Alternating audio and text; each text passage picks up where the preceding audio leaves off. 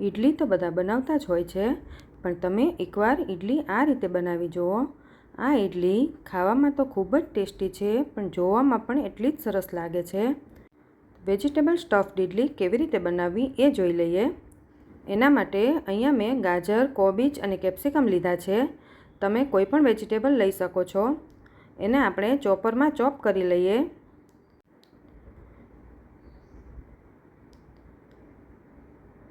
Chop થઈ ગયા પછી એકદમ ઝીણું વેજીટેબલ થઈ ગયું છે આપણું। હવે આપણે 1 ટેબલસ્પૂન તેલ લઈ લેવાનું છે। તેમાં થોડું જીરું અને હિંગનો વઘાર કરી લઈએ। પછી થોડી હળદર નાખી દેવાની। પછી આપણે જે વેજીટેબલ ચોપ કર્યા હતા એ નાખી દઈએ।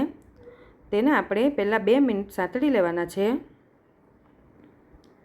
2 મિનિટ સતળાઈ જાય પછી આપણે તેમાં મીઠું સ્વાદ પ્રમાણે એડ કરવાનું છે। મીઠું વેજીટેબલ પૂરતું જ એડ કરવાનું છે। મીઠું એડ કર્યા પછી 2 મિનિટ સાતળી લેવાનું। પછી તેમાં 1 ચમચી લાલ મરચું, થોડું ધાણા જીરું, થોડો એવો મરી પાવડર અને થોડો એવો ગરમ મસાલો નાખી દઈએ। મરચું તમે તમારા ટેસ્ટ પ્રમાણે વધારે ઓછું કરી શકો છો। મસાલા બધા સારી રીતે સતળાઈ જાય પછી આપણે તેમાં 1 બાફેલું બટેકુંને મેશ કરીને એડ કરવાનું છે। બટેકાને સારી રીતે આપણે મિક્સ કરી લેવાનું છે। સ્ટફિંગ આપણું તૈયાર થઈ ગયું છે, તો હવે આપણે તેને ઠંડુ થવા દઈશું। ઠંડુ પડે પછી આપણે તેની નાની નાની ટિક્કી બનાવી લેવાની છે।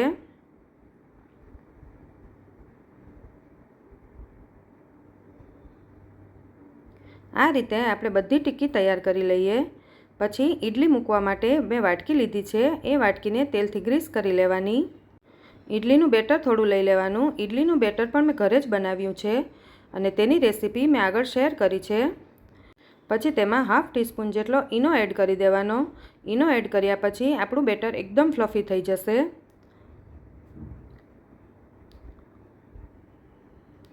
હવે આપણે ઇડલી મૂકી દઈએ, તો તેના માટે સ્ટીમરને મેં પહેલાં જ ગરમ કરવા મૂકી દીધું હતું। પછી વાટકી મૂકી અડધો ચમચો પહેલાં બેટર એડ કરવાનું છે। પછી તેને 1 મિનિટ માટે ઢાંકીને મૂકી દેવાનું છે। પછી આપણે જે ટિક્કી બનાવી હતી એ તેમાં મૂકી દઈએ।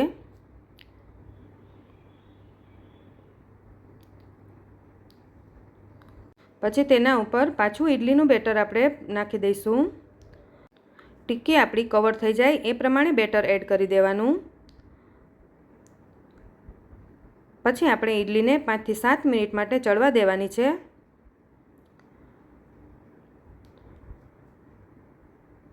ઇડલીને આપણે ચપ્પાના મદદથી જોઈ લઈએ। ચપ્પુ ક્લીન આવે છે એનો મતલબ ઇડલી થઈ ગઈ છે। તો આપણે તેને હવે નીચે ઉતારી લઈએ।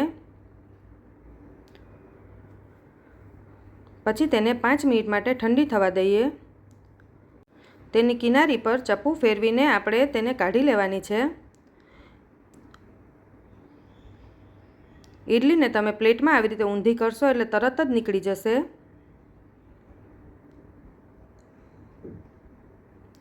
ઇડલી આપણી એકદમ સરસ થઈ ગઈ છે, તો હવે આપણે કટ કરી લઈએ।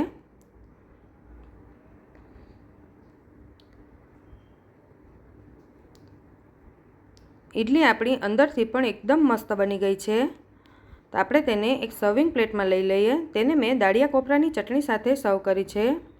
તો તૈયાર છે આપણી વેજીટેબલ સ્ટફ્ડ ઇડલી। આ ઇડલી તમે બાળકોને ટિફિનમાં પણ આપી શકો છો।